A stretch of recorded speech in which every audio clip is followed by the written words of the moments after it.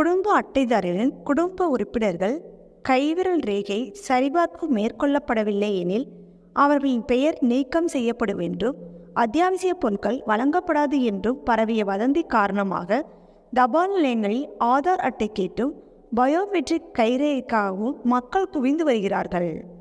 தமிழ்நாட்டில் மொத்தம் 2.23 கோடி குடும்ப அட்டைகள் உள்ளன.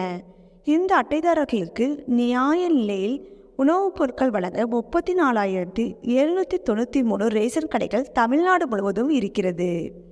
தமிழ்நாட்டில் மொத்தமுள்ள 2.23 கோடி குடும்ப அட்டையில் 7,52,847 பேருக்கு உணவுப் பொருட்கள் வழங்கப்படுகிறது. இவர்களில் 6,96,49,842 பேர் தங்களது ஆதார் எண்ணை குடும்ப அட்டையுடன் இணைத்துள்ளனர்.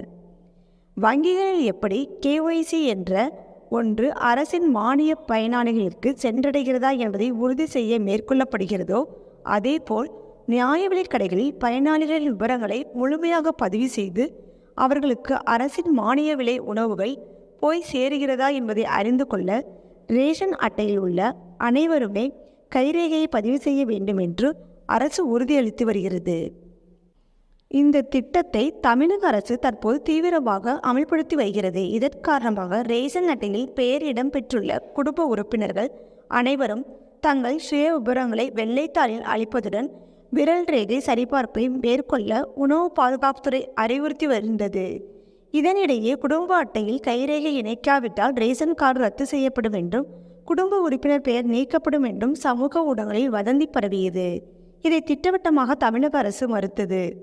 இந்த நிலையில் ரேஷன் அட்டைதாரரின் குடும்ப உறுப்பினர்கள் கைவிரல் ரேகை சரிபார்ப்பு மேற்கொள்ளப்படவில்லை எனில் அவர்களின் பெயர் நீக்கம் செய்யப்படும் என்றோ அத்தியாவசிய பொருட்கள் வழங்கப்படாது என்றோ தவறான தகவல்களை ரேஷன் ஊழியர்கள் சொல்லக்கூடாது. தமிழக அரசு கடந்த 2 வாரங்களுக்கு முன்பு அதிரடியாக உத்தரவிட்டது. ஆனால் இந்த கைரேகை பதிவு செய்வதில் ரேஷன் கடைக்காரர்களுக்கு பல்வேறு சிக்கல்கள் இருப்பதாக கூறப்படுகிறது.